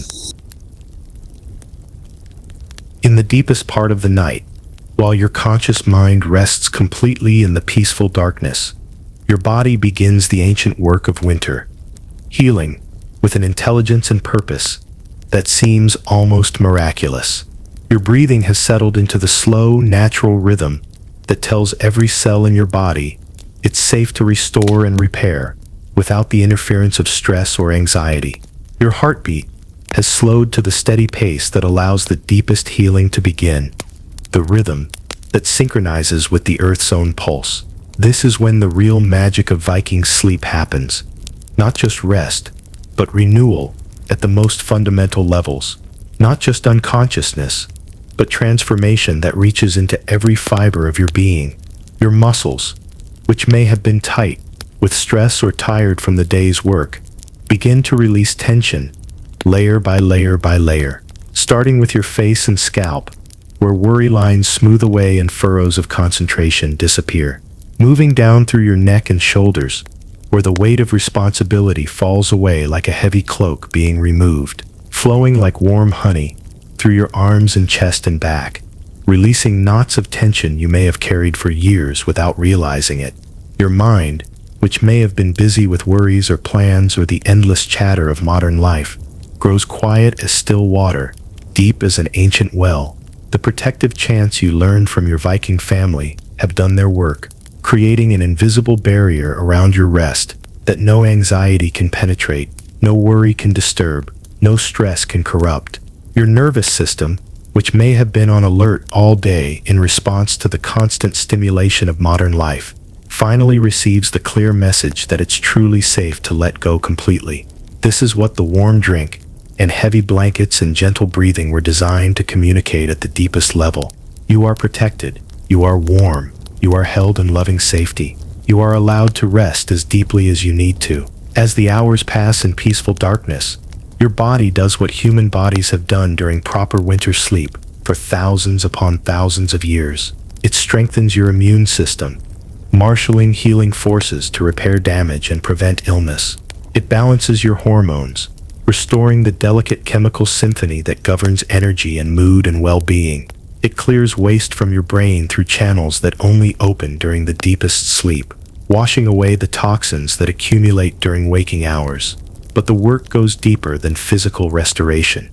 Your body consolidates memories, weaving the day's experiences into the larger tapestry of your life story. It processes emotions, allowing feelings to be felt and released, rather than stored as tension in your tissues. It integrates learning, moving knowledge from temporary storage into permanent wisdom, and most remarkably, it stores up energy for the active months ahead, like a bear preparing for spring, like a tree sending nutrients deep into its roots before the growing season begins. Your body is using this winter rest to build strength you'll draw on later, resilience you'll need for future challenges, wisdom you'll use to navigate whatever lies ahead. Your dreams, if they come, are gentle and wise and healing. Perhaps you revisit the Viking longhouse, learning new rituals from your adopted family, or receiving additional wisdom from ancestors you haven't met yet. Perhaps you dream of spring gardens that you'll plant with the energy winter sleep is building,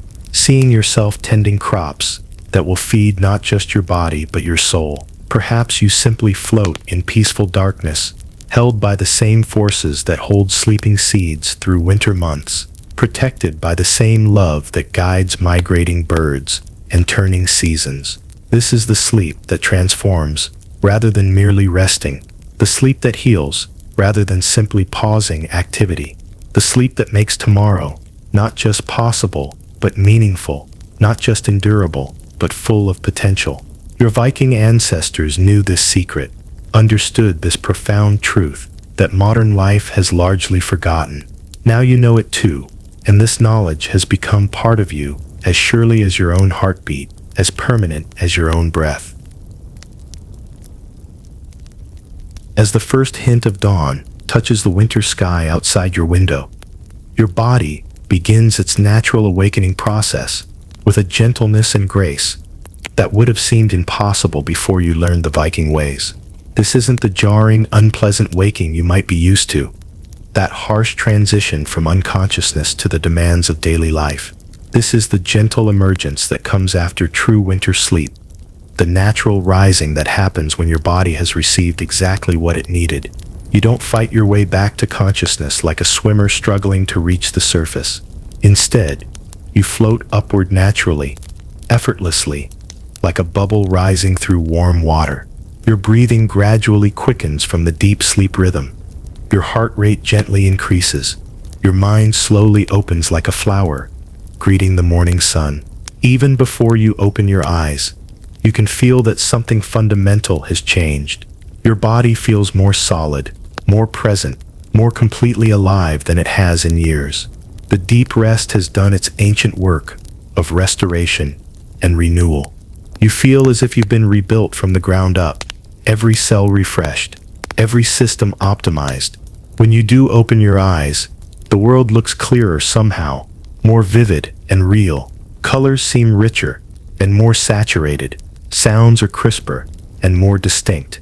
Even the winter light streaming through your window seems warmer and more welcoming, as if the world itself is celebrating your renewal. You stretch naturally, instinctively, the way cats stretch when they wake, the way trees stretch their branches toward light. Your muscles feel loose and strong at the same time, flexible yet powerful. Your joints move smoothly, without the stiffness that usually accompanies morning. Your spine feels perfectly aligned, as if your skeleton has remembered its optimal arrangement during the night. This is what your Viking father meant when he said winter sleep makes you stronger than bears.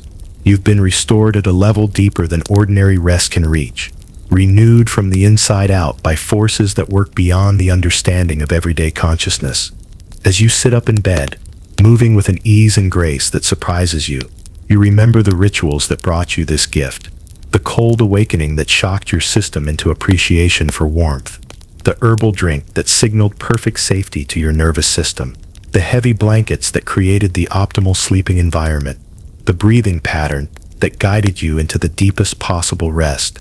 And you remember the chants, those simple words that protected your sleep and invited healing dreams. They worked exactly as promised, creating a sanctuary of peace in your mind that nothing could disturb. Most importantly, you remember that this isn't a one-time experience, some magical occurrence that can never be repeated. These are rituals you can use every winter night, tools for transforming the dark months from something to endure into something that makes you stronger, healthier, wiser with each passing day. You've rediscovered a secret that served your ancestors well for thousands of years. The secret of working with winter instead of fighting it, of letting darkness heal you instead of drain you, of using the natural rhythms of the seasons to enhance rather than diminish your vitality. You carry this knowledge in your bones now, written into your very DNA by the experience of remembering what your body has always known, but your mind had forgotten. As you go about your morning routine, you carry with you the deep peace that comes from proper winter sleep. But it's more than peace. It's a fundamental shift in how you experience being alive. a transformation that touches every aspect of your existence. You understand now, with a clarity that goes beyond intellectual knowledge, why your body has always craved certain things during winter months, why you felt drawn to warm drinks before bed, to heavy blankets that create cocoons of comfort, to cooler rooms that seem to encourage deeper sleep. These weren't random preferences or cultural conditioning. They were your body's way of reaching toward forgotten knowledge, your genetic memory, trying to guide you back to practices that your ancestors considered essential for winter survival and thriving.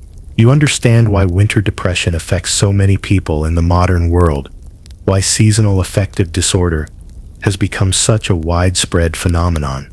They're fighting the natural rhythm instead of embracing it, swimming against currents that are designed to carry them toward renewal.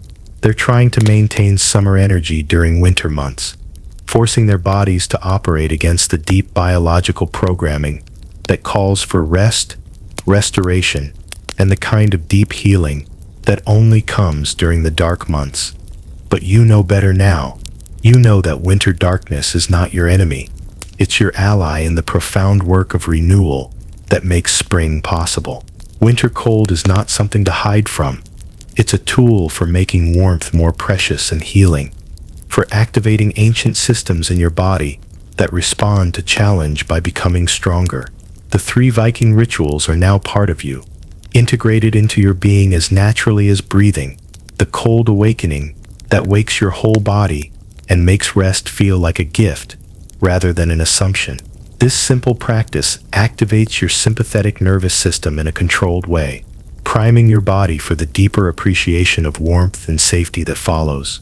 The warm drink that signals to your nervous system that it's safe to let go completely, that the day's vigilance can end and true restoration can begin. This isn't just about consuming something warm. It's about creating a ritual transition from the active energy of day to the receptive energy of night, the sacred preparation that transforms your bedroom into a healing sanctuary, arranging your environment with the same intention and care that your ancestors brought to creating sacred spaces. This practice honors the truth that our external environment profoundly affects our internal states, and the breathing pattern in for 4, hold for 4, out for 6, that guides your body into the rhythm of deep restoration, that connects you to the universal pattern of expansion and contraction that governs everything from heartbeats to planetary cycles. These aren't just techniques you learned in a story or practices you picked up from ancient history. They're methods based on how human beings actually sleep best during winter months, approaches that work because they align with your natural biology rather than fighting against it. Tonight, you'll implement them in your own bed, adapting them to your own life and circumstances. You'll discover which variations work best for your particular body and lifestyle. You'll learn to read the subtle signals that tell you when to adjust the practices for optimal results. And gradually, over the weeks and months ahead, you'll transform your relationship with winter itself. Instead of counting the days until spring, you'll appreciate winter as the season that makes spring possible. Instead of seeing the dark months as something to endure, you'll recognize them as a time of deep restoration that allows for greater activity and creativity during the light months.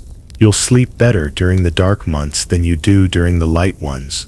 You'll wake up stronger and more peaceful with each passing day. You'll understand that you're not just resting, you're participating in an ancient cycle of renewal that connects you to thousands of generations of wise sleepers who understood the profound truth that rest is not the absence of activity, but the presence of restoration. This is your inheritance, passed down through genetic memory and cultural wisdom. This is your birthright as a human being, the knowledge that every ancestor possessed, but that modern life has largely forgotten. This is the gift your Viking family wanted you to remember. Not just better sleep, but a way of living that honors both ancient wisdom and modern understanding. Now, as evening approaches once again, and the familiar cycle begins anew, you prepare for sleep with understanding that has been transformed by ancient wisdom and modern experience. You begin with the cold awakening, but now it's not just a technique, it's a ritual of appreciation. a way of reminding your body of its strength and resilience. Perhaps you open your bedroom window and let the winter air touch your face for a moment, feeling the bite of cold that makes the coming warmth so precious. Perhaps you step onto the cold floor in bare feet, awakening every nerve, ending with the sharp reminder that you are alive, you are strong, you are capable of thriving in any condition. Just enough cold to wake up every nerve, to make the coming warmth feel like a blessing rather than an assumption, to activate the ancient survival systems that respond to challenge by becoming more capable, more resilient, more alive. You prepare your warm drink with the mindfulness of someone performing a sacred ritual. Maybe it's chamomile tea with honey, or warm milk sweetened with a spoonful of nature's own medicine, or even just warm water made precious by intention and attention. As you sip it slowly, mindfully, you feel your muscles beginning to relax, your nervous system receiving the clear signal that the day's vigilance can end and true restoration can begin. This isn't just consumption, it's communication with your deepest self, a way of saying to every cell in your body that it's time to shift from the active energy of day to the receptive energy of night.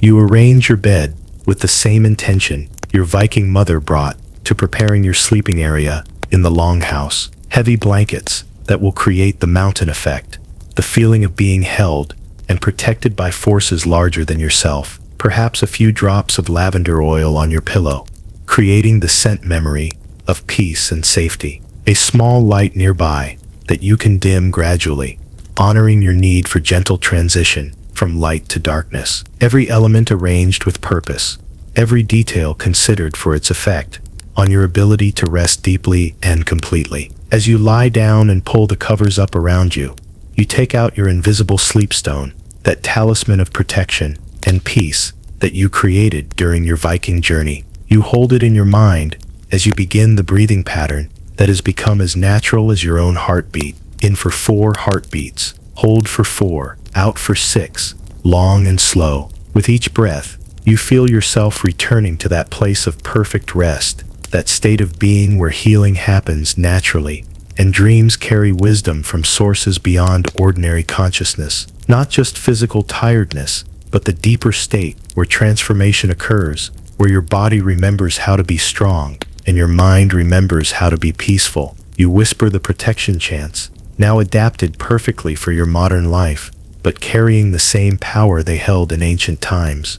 Bad dreams stay outside, good dreams come inside. Sleep protects me through the night, wake me with the morning light. Winter sleep, healing sleep, make my rest both long and deep. Fix what's broken, heal what's sore, make me stronger than before. Show me in my dreams tonight what I need to know come light. Teach me while my body rests, give me wisdom for what's next. As the words fade into silence, you feel the familiar shift into deep rest, the gentle transition from waking consciousness to the deeper awareness that presides over sleep. Your breathing naturally slows, your heartbeat settles into the rhythm of winter sleep. Your mind grows quiet and peaceful in preparation for whatever healing work needs to be done. You're not just going to sleep, you're participating in an ancient ritual of renewal, connecting yourself to the deep wisdom of your ancestors while honoring the needs of your modern life.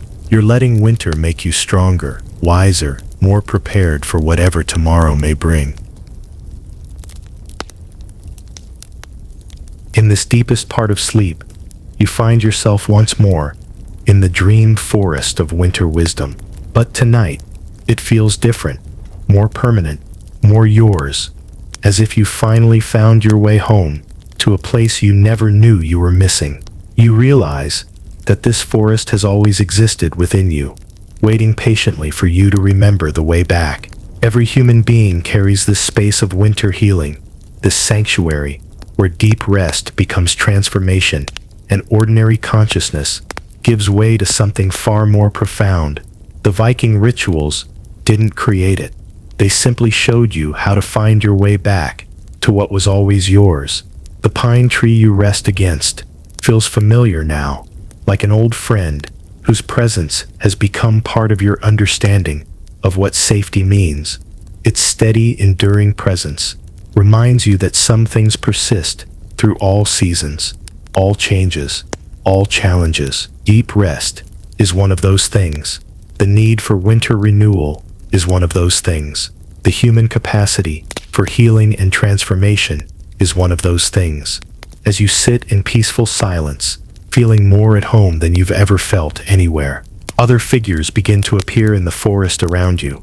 Not just your Viking family, but all the ancestors who understood this wisdom, who lived in harmony with natural rhythms, who knew how to work with the forces of nature rather than against them. Cave dwellers who slept deeply through ice ages, whose dreams carried them through the longest, coldest nights in human history. Mountain peoples who thrived during harsh winters, who developed practices for turning hardship into strength. Indigenous tribes who honored the cycles of rest and activity, who understood that human beings are part of the natural world rather than separate from it. Practitioners of ancient healing arts who use sleep as medicine, dreams as diagnosis, rest as the foundation of all well-being. They nod to you in recognition, welcoming you into their ancient fellowship. You have remembered what they never forgot. You have reclaimed what was always yours. You have joined the ranks of those who know that winter is not humanity's enemy, but its teacher. That darkness is not something to fear, but something to embrace. Your Viking father appears beside the pine tree, his weathered face glowing with pride and satisfaction. You understand now, he says softly, his voice carrying the warmth of deep affection. Winter sleep isn't just about surviving the dark months. It's about thriving because of them, using the natural cycles to become more than you were before. Your grandmother materializes from between the snowy trees, carrying her pot of warm, healing drink. The steam rising from it carries sense of home and safety and unconditional love. The body knows what it needs, she says with a gentle smile that encompasses all the wisdom of her years. We just need to listen, to trust, to remember what we've always known, but sometimes forget.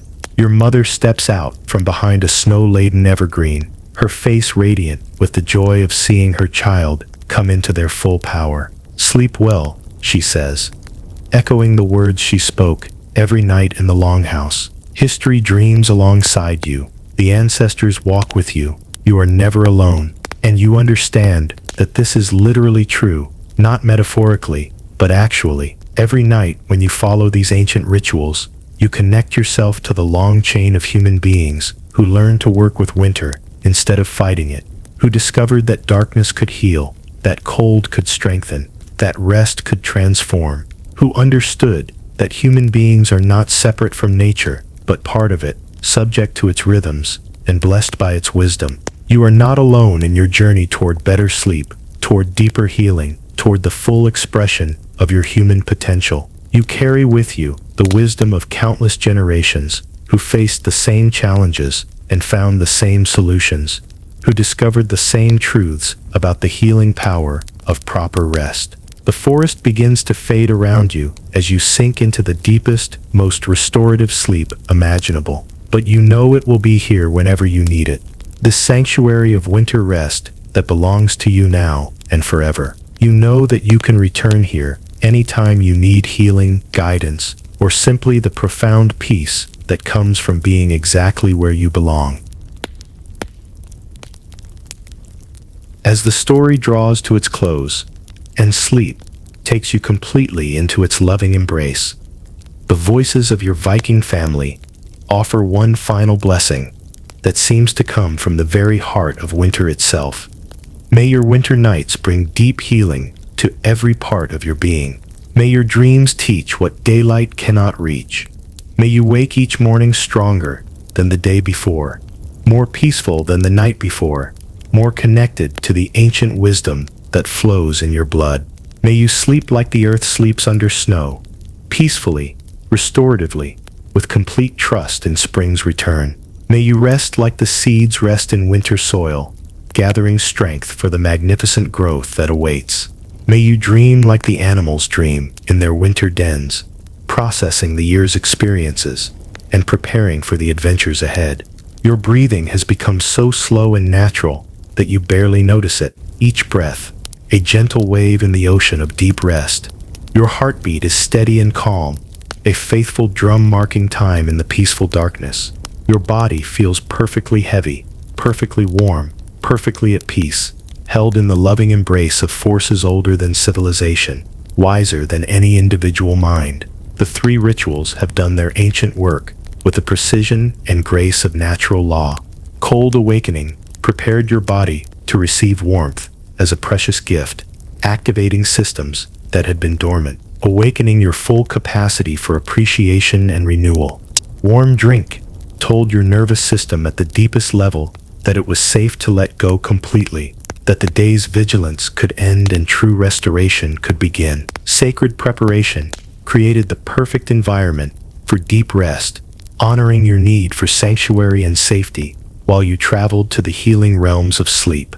The chants have created their protective barrier around your sleep, ensuring that only beneficial influences can reach you in your vulnerable state of rest. The breathing pattern has guided you into the rhythm of renewal that connects you to the cosmic cycles of expansion and contraction, rest and activity, death and rebirth. The winter forest holds you in its ancient embrace, and you know that you are loved, you are protected, you are exactly where you need to be. This is the sleep that your ancestors knew, the sleep that sustained them through the darkest times and prepared them for the brightest possibilities. The sleep that heals and strengthens and prepares you for whatever lies ahead. The sleep that transforms winter from an enemy into an ally, darkness from a burden into a blessing.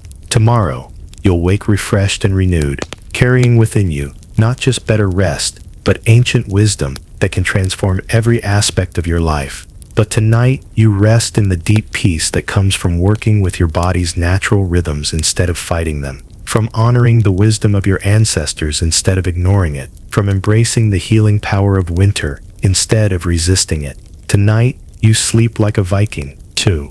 Tonight, winter makes you strong. Tonight, you remember who you really are. Sleep well, guardian of ancient wisdom. Sleep deeply, keeper of forgotten knowledge. Sleep peacefully, bridge between past and future. History dreams alongside you. The ancestors watch over you. And winter makes you strong. The longhouse grows quiet. The fire burns low but steady, promising warmth through the darkest hours. Snow continues to fall outside, but inside, all is warmth and peace and deep, transformative rest. Your journey into Viking winter wisdom is complete. Your journey into the best sleep of your life has just begun.